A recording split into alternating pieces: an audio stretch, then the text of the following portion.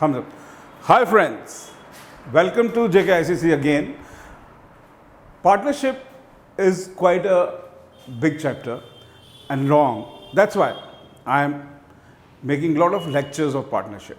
This is the only chapter of 12th.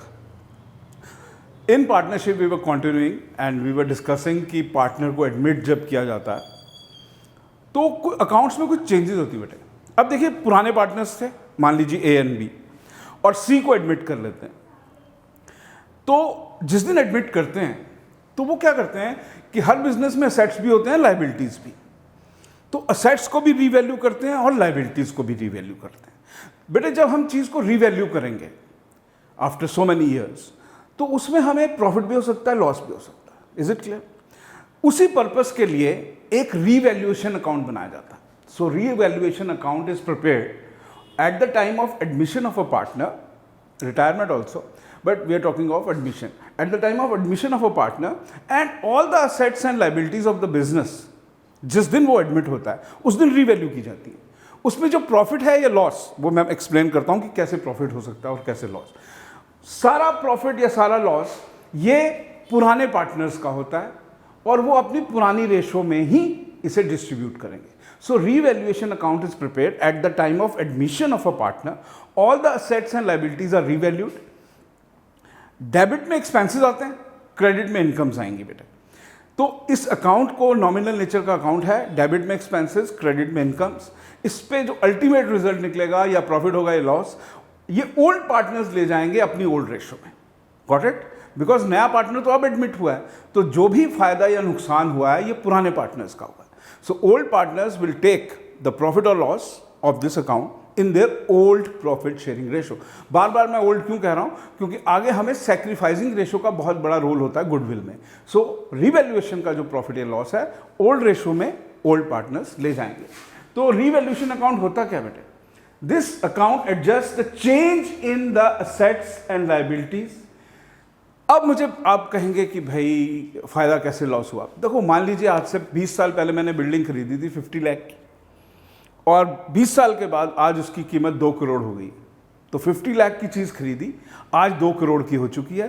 तो 1.5 करोड़ जो फायदा हुआ है ये कहाँ शो किया जाएगा? तो एक रीवैल्यूएशन अकाउंट बनाया जाएगा. तो फायदा है तो मैंने कहा था क्रेडिट. तो देखिए बाय इंक्रीज इन असेट, अगर इंक्रीज हो गई वैल्यू असेट की तो क्रेडिट में आएगा बेटा. और अगर डिक्रीज हो गई, इफ वैल्यू, अब मशीनरी मैंने मान लीजिए 50 लाख की खरीदी थी, 10 साल के बाद वो मशीन की वैल्यू 2 लाख रह गई क्योंकि वो डेप्रिशिएशन, तो वो नुकसान है, दैट इज अ लॉस.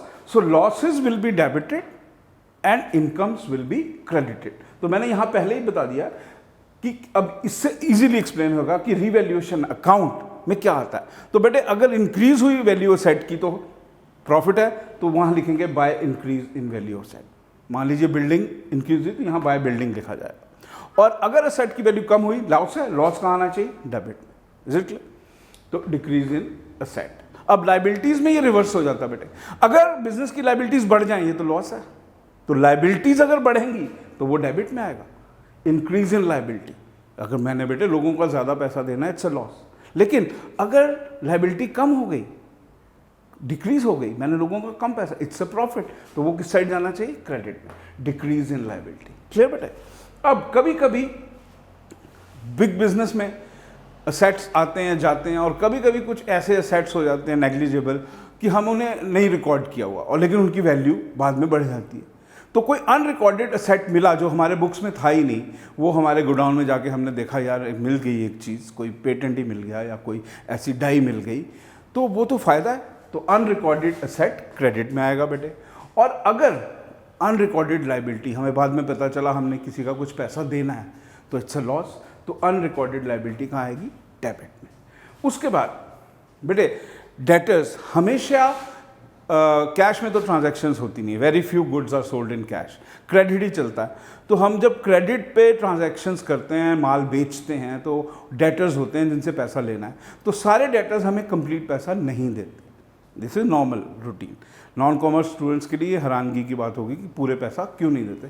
तो उसके लिए बिजनेसमैन पहले ही प्रोविजन बना लेते हैं कि भाई मेरे पास 30 लाख के डेटर्स हैं, मेरा 1 लाख तो गया ही गया, तो उसके लिए प्रोविजन बनाए इट्स लॉस, तो वो डेबिट में आएगा। Is it clear? और फिर ये सारी ट्रांजैक्शंस डालने के बाद क्रेडिट का टोटल ज़्यादा हुआ तो प्रॉफिट बेटे वो यहाँ शो किया जाता है, और अगर डेबिट का टोटल ज़्यादा हुआ तो लॉस शो किया जाएगा। तो मैंने देखिए डेबिट में आपको क्या बताया कि अगर नुकसान कैसे कैसे होता है, एसेट की वैल्यू कम हो जाए लॉस है, लायबिलिटी बढ़ जाए तब भी लॉस है बेटे, अनरिकॉर्डेड लायबिलिटी क्रिएट हो जाए, हमें पैसा किसी का देना है, किसी का क्लेम देना है, वो भी हमारा लॉस है। प्रोविजन, हाँ हमारा पैसा डूबने वाला है उसके लिए हमने प्रोविजन बनाया, वो भी लॉस है। तो लॉसेस मैंने सब डेबिट में किए, और इसमें कोई याद रखने की जरूरत नहीं है, लॉसेस को डेबिट किया जाता है और इनकम्स को क्रेडिट। लेकिन जब बैलेंस करते हैं तो फिर ये ज़्यादा इनकम्स हैं तो इसे प्रॉफिट माना जाता है, और लॉसेस ज़्यादा है तो इसे लॉस माना जाता है। तो अब दोबारा से मैं रिपीट करता हूँ, अगर बेटा एसेट की वैल्यू बढ़ गई it's an income, credit side में आया, this is debit side and this is credit side. और अगर लायबिलिटी डिक्रीज होगी, मैंने किसी का कम पैसा देना, किसी ने 50 लाख लेना था, हो सकता है कि वो बंदा लेने ही नहीं आया, किसी ने 2 लाख या 1 लाख या 50,000 या 5,000 देना था, वो हमसे मांगने ही नहीं आ रहा, तो हम ढूंढ रहे हैं, वो गायब ही हो चुका है। सो वो हमारे लिए क्या हो जाएगा बेटे, इनकम।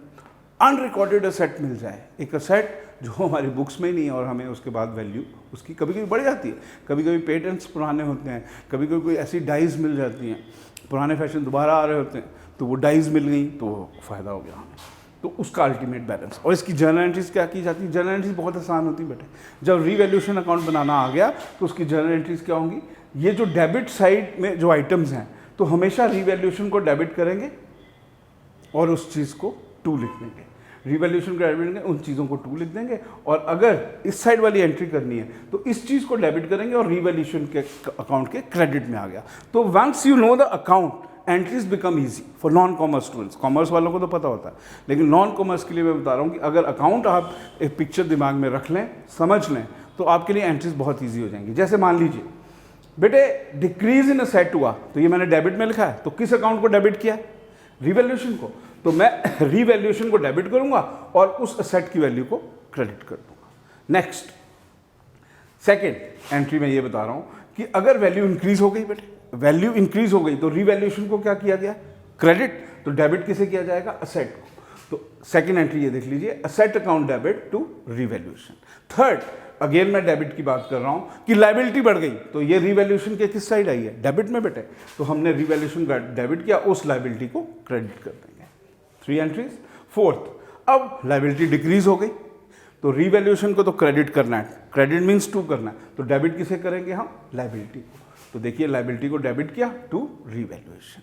उसके बाद फिफ्थ एंट्री हम कर रहे हैं, दैट इज अनरिकॉर्डेड लायबिलिटी। एक अनरिकॉर्डेड लायबिलिटी, तो रिवैल्यूएशन को किस साइड किया बेटे? रिवैल्यूएशन के डेबिट में आया, तो रिवैल्यूएशन को मैंने डेबिट किया और लिख दिया अनरिकॉर्डेड लायबिलिटी। सिक्स्थ, अब ये रिवर्स एंट्री हो जाएगी, ये रिवैल्यूएशन के क्रेडिट में मीन्स टू रिवैल्यूएशन लिखेंगे और अनरिकॉर्डेड असेट को डेबिट कर देंगे।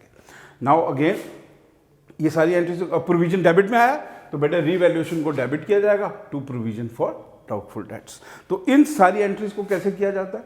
Revaluation account debit to asset, revaluation account debit to liability, revaluation account debit to unrecorded liability, revaluation account debit to provision, और इनको डेबिट करके रिवैल्यूएशन को क्रेडिट किया जाता है। और अब देखिए प्रॉफिट की एंट्री, तो प्रॉफिट तो इस साइड शो हुआ है, तो रिवैल्यूएशन अकाउंट डेबिट करेंगे और जो पार्टनर्स हैं, हमें सपोज कर रहे हैं कि 2 ही पार्टनर्स हैं ए और बी, तो उनके कैपिटल अकाउंट को क्रेडिट कर दिया जाएगा। और यही एंट्री अगर रिवर्स करनी है बेटे, तो हमें ए और बी के कैपिटल को डेबिट कर देना है टू रिवैल्यूएशन। ये प्रॉफिट की एंट्री और ये लॉस की entry. So revaluation is very important, क्योंकि इसका जब हमने 2 बंदे बिजनेस कर ही रहे हैं, उसके बाद नया पार्टनर को ज्वाइन करा रहे हैं हम, तो जितना भी हमने बिजनेस किया हुआ है पुराने वाला अब तक का, उसके सारे एसेट्स एंड लायबिलिटीज को रीवैल्यू करके हम प्रॉफिट या लॉस निकालेंगे, that will be transfer to old partners in old ratio. ये याद रखिएगा। सेकंड, इसके साथ मैं कंटिन्यू कर रहा हूँ, हमने उस दिन गुडविल की थी, तो 2 तरह के प्रॉफिट्स थे बेटे, एक एवरेज प्रॉफिट और एक सुपर। एक एवरेज प्रॉफिट मेथड था और एक सुपर प्रॉफिट मेथड था। इसका डिफरेंस क्या है ये आपको थोड़ा सा पता होना चाहिए।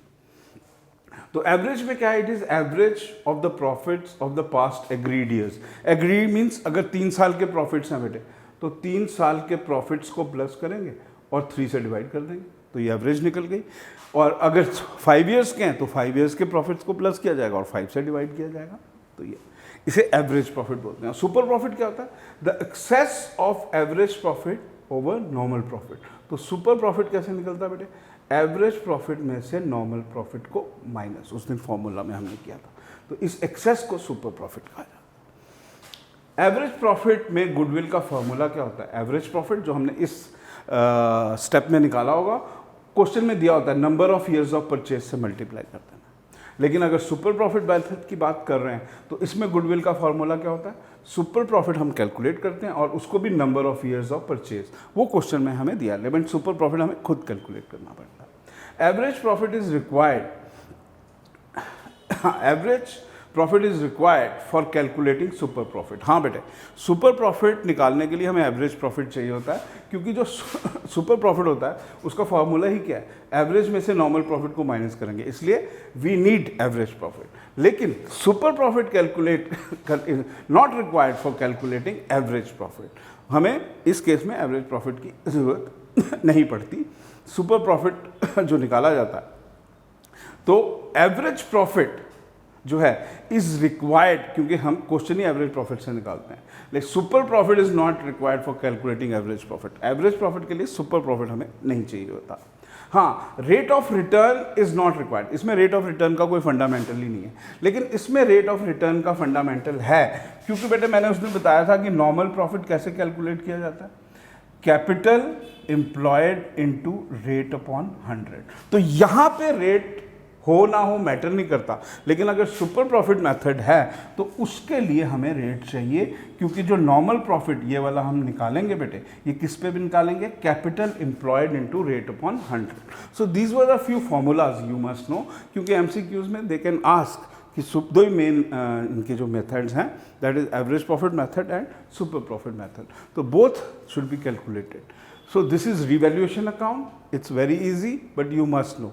कभी कभी वो एंट्रीज भी पूछ लेगा, तो रिवैल्यूएशन का जो आप है फॉर्मेट थोड़ा देखें, बहुत आसान है। लॉसेज यहाँ लिखे हैं मैंने और इनकम्स वहाँ लिखी है, और उसका प्रॉफिट एंड लॉस बांट दिया गया है। तो यही एंट्रीज आ जाएं तो वो, और this is also very important. In next lecture will do the rest. Thank you.